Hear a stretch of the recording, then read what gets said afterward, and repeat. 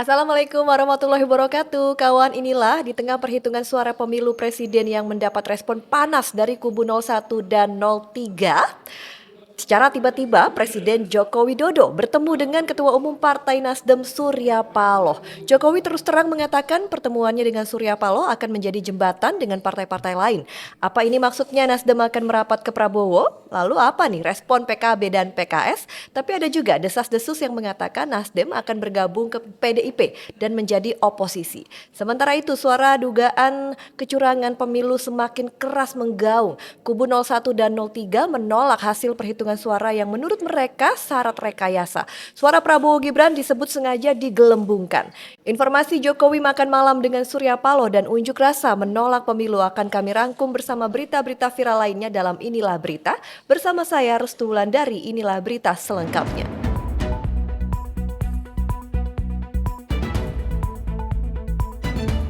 Kita langsung saja ke informasi pertama, kawan. Inilah Presiden Joko Widodo dan Ketua Umum Partai Nasdem Surya Paloh mendadak bertemu di Istana Merdeka Jakarta pada Minggu malam.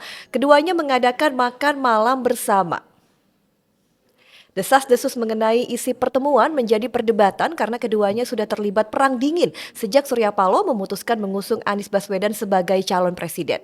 Namun, Presiden Joko Widodo di Jakarta pada Senin pagi memastikan ia dan Surya Paloh hanya bersilaturahmi. Meski begitu, Jokowi mengakui perjumpaannya dengan Surya Paloh akan menjembatani dengan partai-partai lain. Jokowi tidak menjelaskan maksud perkataannya, ia hanya menyebut pertemuan dengan Partai Nasdem dan partai-partai lain akan bermanfaat bagi perpolitikan nasional. Jokowi juga tidak mau menjelaskan siapa yang menggagas pertemuan, ia ataukah Surya Paloh. Dan berikut kita simak pernyataan Jokowi selengkapnya. Ya, pertemuan politik biasa. Bicara masalah politik juga biasa. Itu Bapak yang mengundang atau Pak Surya Paloh yang mengajukan diri? Saya kira dua-duanya tidak perlu harus siapa yang mengundang, siapa yang nggak perlu. Yang paling penting memang ada pertemuan dan itu akan sangat bermanfaat bagi perpolitikan kita, bagi negara. Saya kira yang paling penting itu. Harap kepada Pak Surya Paloh yang bilang siap jadi oposisi bagaimana Pak? PDIP yang bilang siap jadi oposisi. Ya, ditanyakan aja kepada beliau-beliau yang ada di PDI Perjuangan. Pak, ajakan ke Nasdem apa Pak? Kalau Bapak harapan ke Pak Surya Paloh kepada Nasdem apa sih Pak? Ini baru awal-awal. Nanti kalau sudah Terima kasih Pak. final nanti kami sampaikan. Tapi itu sebetulnya saya itu hanya menjadi jembatan. Yang paling penting kan nanti partai-partai lah. Partai-partai. Dengan Pak Prabowo gitu berkoalisi. Jembatan untuk semuanya. Saya ingin menjadi jembatan untuk semuanya. Terima kasih, Karena Pak. urusan apa itu urusan politik itu urusan partai-partai. Terima kasih Pak. Sementara itu, PKB, partai politik yang pengusung Anies dan Muhaimin bersama Nasdem dan PKS mengatakan tidak mengetahui pertemuan Surya Paloh dan Jokowi. Mereka mengaku tidak diberikan informasi. Dan berikut kita simak lagi, ini dia pernyataan Ketua Fraksi PKB di DPR, Cucun Ahmad Syamsur Rizal. Ya itu haknya Bang SP kalau emang kayak demikian. Ya kita tidak bisa juga mengintervensi hak-hak semua partai. Ya kalau PKB sampai sekarang masih terus kita mengkolek hasil pemilu ini sampai tuntas. Sampai pengumuman KPU dan bukti di kita juga sudah 100%. Karena sampai sekarang kita yang mengkolek baru 85%. Nanti sikap apa, nggak bisa juga kita melarang orang. Gitu ya. Tapi kira-kira kalau ada pertemuan antara ketum sama presiden tuh ngobrolin apaan sih Kang biasanya Kang? Ya kita nggak paham obrolan apa yang pembicaraan 4 mata atau 6 mata, kita nggak paham. Tapi pertemuan ini sudah pernah dikoordinasikan di Timnas Amin nggak sih Kang? Tidak ada koordinasi terkait pertemuan ketum partai yang di koalisi Amin atau apapun tidak. Tapi PKB membaca ini gimana? Apakah ini satu bentuk kecenderungan bahwa Pak Surya Paloh bakal lompat ke... Kita nggak berani mengira-ngira. Itu haknya Nasdem. Tapi Pak Surya Paloh bilang nggak ke PKB ini saya dipanggil Ya komunikasi? nggak mesti bilang juga kan, itu haknya partai masing-masing. Sebelum bertemu Jokowi, ternyata Paloh mengadakan pembicaraan dengan Anies Baswedan, tetapi Anies mengatakan pertemuannya dengan Paloh untuk membahas fakta-fakta terkait pemilu. Kami diskusi tentang perkembangan dan saling mencocokkan pandangan, katanya di Jakarta pada Jumat pekan lalu. Wah, kira-kira kawan inilah yang dibahas Surya Paloh dengan Presiden Joko Widodo ini kayaknya nggak mungkin ya kalau cuma sebatas silaturahmi saja. Atau ya kalau memang disebut sebagai silaturahmi biasa, tak tertutup kemungkinan pertemuan itu juga membahas komposisi kabinet pada pemerintahan hasil pemilu 2024, termasuk kemungkinan Partai Nasdem bergabung ke barisan partai politik pendukung Prabowo Gibran. Tapi kan ada juga ya desas-desus yang mengatakan Nasdem akan bergabung ke PDIP dan menjadi oposisi. Gimana tuh menurut kawan inilah? Kira-kira apa nih yang dibahas Pak Jokowi dan Surya Paloh? Tulis di kolom komentar ya. Kita ke berita selanjutnya, perhitungan suara manual yang dilakukan KPU mengalami masalah. Sirekap KPU selama 24 jam tidak mengupdate data hasil rekapitulasi Pilpres 2024 hingga pemilu legislatif. Data terakhir yakni pada Sabtu 17 Februari pukul 19.30 waktu Indonesia Barat, proses data Pilpres mencapai 66,61% atau 548.354 dari 823.236 TPS. Setelah itu hingga Minggu malam data Sirekap tidak bertambah. Masalah Sirekap bermasalah ini dikeluhkan oleh PDIP dan Partai Buruh. PDIP menyebut rekapitulasi berjenjang di tingkat kecamatan di Kalimantan Utara di stop hingga 19 Februari. Sedangkan Partai Buruh mendapat laporan rekap di kecamatan di stop hingga 20 Februari imbas Sirekap bermasalah. Politikus PDIP Deddy Sitorus mendengar ada perintah pada petugas penyelenggara pemilu untuk menghentikan proses rekapitulasi suara pada tingkat kecamatan di Kalimantan Utara. Menurut Deddy, perintah itu mengindikasikan ada upaya sistematis mengakali suara hasil pemilu, yakni demi mengutak-ngatik kursi berujung pada jatah ketua DPR periode 2024-2029, atau demi meloloskan salah satu parpol tertentu pesanan penguasa ke parlemen. Ada informasi di daerah bahwa KPU Pusat memerintahkan penghentian rekapitulasi suara di tingkat kecamatan, yang mana hal itu tak dikonsultasikan dengan peserta pemilu dan Komisi 2 DPR, kata Deddy dalam siaran persnya. Sementara itu, Badan Pengawas Pemilu atau Bawaslu meminta KPU untuk menghentikan sementara penayangan real count pemilu 2024 lantaran sistem informasi rekapitulasi atau Sirekap yang bermasalah. Ketua Bawaslu RI Rahmat Bagja menjelaskan masalah yang terjadi saat ini lantaran banyaknya data pada formulir C1 hasil perhitungan suara di tempat pemungutan suara yang tidak terkonversi secara akurat menjadi data pada Sirekap. Menghentikan terlebih dahulu penayangan informasi data perolehan suara namun tetap melanjutkan form pindai model C hasil diunggah pada pemilu 2024.kpu.go.id sampai kendala sistem pada Sirekap dapat membaca data yang tertera pada form model C hasil secara akurat, kata Bagja. Bawaslu juga meminta KPU sigap memperbaiki kesalahan data pada Sirekap dan terus memantau data suara yang dikonversi Sirekap. Perlu diketahui, Sirekap ini hanyalah alat bantu rekapitulasi perhitungan suara dan bukan hasil pemilu 2024. Nah, omon-omon Sirekap milik KPU ini memang jadi sorotan publik ya, karena banyak banget masalahnya ya. Salah satunya ini nih, macet dan di stop ujung-ujungnya. Jujur jadi ragu nih terhadap kemampuan tim IT KPU. Dan kalau diperhatikan jadi menunjukkan adanya potensi kecurangan sih, atau kekurangan juga dalam aspek teknis dan komunikasi yang tidak memadai. Kalau menurut kawan inilah gimana? Percaya nggak sama Sirekap? Kita ke informasi ketiga atau informasi ini masih soal perhitungan suara. Hasil hitung manual KPU hingga Senin pagi telah masuk 70,45%. Hasilnya pasangan calon presiden, calon wakil presiden nomor urut 02 Prabowo Subianto, Gibran Rakabuming Raka meraih 58,3% atau 54.496.000 suara.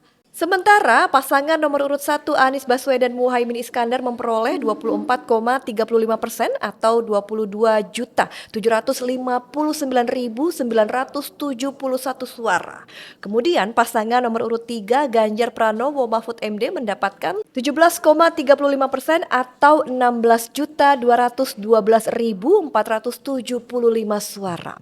Hasil perhitungan suara yang sudah masuk ini lebih dari 70% membuat posisi Prabowo Gibran semakin tidak terkejar. Meski begitu, Timnas Amin tetap optimistis Pilpres akan berlangsung 2 putaran. Ko-Kapten Timnas Amin, Thomas Lembong memastikan peluang Amin melenggang di putaran kedua Pilpres 2024 masih terbuka lebar. Mantan Menteri Perdagangan dan Kepala Badan Koordinasi Penanaman Modal BPKM ini mengajak para pendukung Amin tetap optimistis dan terus mengawal jalannya perhitungan suara. Caranya dengan mendokumentasikan temuan pelanggaran serta melaporkan ke tim hukum Timnas Amin. Dan berikut kita simak pernyataan Tom Lembong lewat video yang diunggahnya di akun Instagramnya. Assalamualaikum warahmatullahi wabarakatuh. Salam sejahtera bagi kita semua. Saya Tom Lembong dan saya di sini di studio tim hukum Anies Mohaimin pada hari Sabtu 17 Februari, 3 hari setelah kita semua nyoblos di pemilu 2024. Teman-teman pemilih, pendukung, simpatisan masyarakat luas, ya, saya mau menghimbau kita semua untuk tetap semangat. Kemungkinan untuk terjadinya putaran kedua masih terbuka lebar. Ya. Kalau setelah tabulasi, volume pelanggaran, penyimpangan itu melampaui margin kemenangan yang diklaim oleh kubu tertentu, itu akan terjadi putaran kedua. Jadi kita tetap harus kawal ya setiap suara di setiap tingkat ya, dari TPS ke kecamatan, kabupaten dan seterusnya ya. Kenapa ini penting? Saya ambil contoh ya. Hampir semua agama mengajarkan kesetaraan setiap manusia di mata Tuhan Allah. Kita semuanya sama di mata Tuhan. Kita juga semua percaya bahwa termasuk melalui Pancasila bahwa setiap warga itu setara di mata hukum. Artinya setiap suara itu penting. Ya, setiap suara itu harus dikawal dan harus dijemput. Ya, maka di dalam sebuah budaya yang bermartabat ada istilah namanya nobody left behind. Ya, tidak ada yang ditinggalkan. Ya, jadi mari kita kawal, kita jaga setiap suara karena setiap suara itu setara dan penting. Proses yang sedang berjalan saat ini jauh melampaui kepentingan politik, termasuk kepentingan partai-partai politik atau kepentingan para calon, tapi sudah menjadi kepentingan bersama kita semua sebagai sebuah masyarakat yang ingin menjaga demokrasi kita, ya, yang ingin mendorong perbaikan sistem, dan yang ingin mendorong semangat kejujuran dan tidak mentolerir pembiaran atas pelanggaran-pelanggaran atau penyimpangan yang terjadi. Sementara itu, unjuk rasa menolak hasil perhitungan suara KPU mulai berlangsung. Senin pagi, massa yang tergabung dalam Gerakan Keadilan Rakyat berunjuk rasa ke gedung Bawaslu Jakarta. Aksi serupa juga digelar di berbagai tempat di Indonesia. Massa menduga terjadi banyak kejanggalan selama perhitungan suara pemilu untuk memenangkan calon tertentu. Nah, menyimak sedikit tadi videonya Tom Lembong tuh rasanya adem begitu ya kawan inilah. Gak seperti sebelum pencoblosan kemarin rame gitu. Kayaknya berasa sikut-sikutannya. Kalau yang ini tuh adem gitu ya, ngajak damai, bawa-bawa nama Tuhan. Oke, mungkin kalau melihat presentasi hasil suaranya, wah ini jauh ya Anies Mohaimin untuk mengejar Prabowo Gibran. Tapi tidak apa, optimis itu tetap diperlukan dan setuju saya untuk terus mengkawal perhitungan suara. Cuma ya balik lagi, kalau ternyata hasilnya memang kemenangan berpihak pada Prabowo Gibran ya tetap diterima ya dengan legowo, bersatu lagi demi Indonesia. Jangan ada ribut-ribut lagi nih. Kita ke berita keempat, hasil perhitungan KPU hingga saat ini masih menempatkan pasangan Prabowo Subianto dan Gibran Rakabuming Raka sebagai pemenang pemilu presiden dengan angka di atas 50%. Nah, salah satu program Prabowo Gibran yang paling mencolok ini adalah makan siang dan susu gratis. Beredar kabar dana makan siang dan susu gratis ini akan diambil dari anggaran subsidi BBM. Artinya, subsidi BBM akan dihapuskan demi meloloskan makan siang gratis. Informasi ini disampaikan Wakil Ketua Tim Kampanye Prabowo Gibran, Edi Suparno. Ia mengatakan pemerintahan Prabowo dapat menyesuaikan dana subsidi energi selama 2 hingga 3 bulan ke depan setelah menjabat pada Oktober mendatang. Menurutnya, hal itu bukan tanpa alasan sebab 80% dari dana subsidi BBM yang nilainya 350 triliun rupiah tidak tepat sasaran. Saat ini kita sedang melihat subsidi energi sebesar 350 triliun rupiah dan 80% ditargetkan untuk mereka yang tidak memenuhi syarat untuk menerima subsidi. Sehingga kami akan menyesuaikan jumlah subsidi dari subsidi yang sebenarnya, kata Edi. Tak hanya akan memangkas subsidi BBM, makan siang dan susu gratis ternyata baru dapat dinikmati di seluruh Indonesia pada 2029. Alias di akhir masa jabatan Prabowo Gibran. Alasannya, makan siang dan susu gratis ini menyasar sekitar 82,9 juta orang itu tidak dapat dilakukan sekaligus lantaran biayanya yang luar biasa besar. Ya iyalah, udah pasti besar. Total dana yang diperlukan adalah 400 triliun rupiah per tahun. Apabila dipaksakan sekaligus, APBN bisa jebol. Lalu dari mana nih dananya selain dari anggaran subsidi BBM yang akan dihentikan? Anggota Dewan Pakar Tim Kampanye Nasional Prabowo Gibran Derajat Wibowo mengatakan kubunya menemukan 4 pohon duit atau sumber pendanaan baru yang bisa membiayai program yang disusun termasuk makan siang gratis. Dengan begitu keuangan negara tidak akan terbebani. Sumber pertama melalui revisi satu pasal dari satu aturan yang bisa menambah penerimaan negara hingga ratusan triliun rupiah. Nah, kedua, dana dari kasus yang sudah berkekuatan hukum tetap inkrach. Potensi penerimaan negara sekitar 90 triliun rupiah lebih dari dana-dana yang belum masuk ini. Nah, yang ketiga, merombak aturan perpajakan, salah satunya terkait pajak pertambahan nilai. Ya, yang keempat, dana dari digitalisasi di berbagai sektor ekstraktif. Masih ada beberapa lagi sumber-sumber penerimaan. Target saya kita bisa minimal identifikasi jumlah yang cukup jika kemudian Prabowo Gibran diberi mandat rakyat, diberi amanat nasional. Nanti tahun 2025 kita sudah siap nih dengan budgetingnya, kata Derajat beberapa waktu lalu. Udah deh. Udah gak perlu pusing-pusing sama budget. Wong presiden terpilihnya kaya banget kok itu. Bercanda-bercanda enggak. Maksudnya ya selagi ada pohon duit seharusnya aman itu ya makan siang dan susu gratis ya. 4 loh itu pohon duitnya tadi disebut. Tapi yang penting beneran itu loh diaturnya. Jangan hak-hak yang seharusnya juga didapatkan masyarakat malah jadi carut marut juga nih gara-gara makan siang dan susu gratis. Karena dibanding makan siang dan susu gratis rakyat sebenarnya lebih butuh hidup sejahtera sih. Jadi mungkin bisa lapangan pekerjaan diperbanyak, kuliah digratiskan ya, jangan malah suruh bayar pakai pinjol. Itu mungkin penting juga itu. Menurut kawan inilah gimana? Tulis di kolom komentar ya. Kita sampai ke berita terakhir atau informasi kelima, ini tidak penting tapi menggemaskan. Saat petugas KPPS sedang berjuang siang malam menghitung suara hasil pemilu bahkan sampai jatuh korban, seorang bendahara panitia pemungutan suara atau PPS berinisial MH 23 tahun ini justru tega membawa kabur honor petugas KPPS. MH ditangkap polisi lantaran melarikan honor petugas KPPS di Kabupaten Balangan, Kalimantan Selatan sebesar 115 juta rupiah. Wow. Kepala Satuan Reserse Kriminal Polres Balangan, Ibtu Galuh Restu mengatakan MH ditangkap setelah sebelumnya dilaporkan KPU Balangan. Namun, petugas Polres Balangan yang menggeledah kamar pelaku hanya menemukan sisa uang sebesar 17 juta rupiah. Pelaku MH mengakui ia telah mencairkan honor Linmas dan KPPS di bank 2 hari sebelum pencoblosan. Setelah dicairkan, pelaku hanya membayar honor Linmas tetapi menunda honor KPPS yang berjumlah 126 orang. Honor itu, maksud kami honor untuk KPPS itu kemudian dimasukkan ke rekening pribadinya. Honor KPPS itu lalu digunakan pelaku untuk bermain judi online. Bukannya untung, honor KPPS itu perlahan habis dan tersisa 17 juta rupiah. Wow, kebangetan ini ya MH ya. Gara-gara kalah judi, akhirnya pelaku kabur ke Tanjung Tabalong sebelum akhirnya diringkus polisi.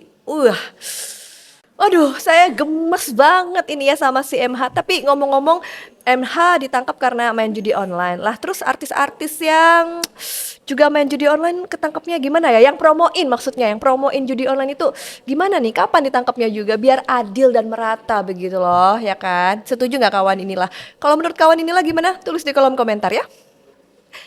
Baik, demikian inilah berita kali ini. Jangan lewatkan inilah berita berikutnya tentunya juga dengan informasi viral dan menarik lainnya. Jangan lupa juga untuk like, komen, dan subscribe ya kawan. Saya Restu Landari, sampai jumpa dan wassalamualaikum warahmatullahi wabarakatuh.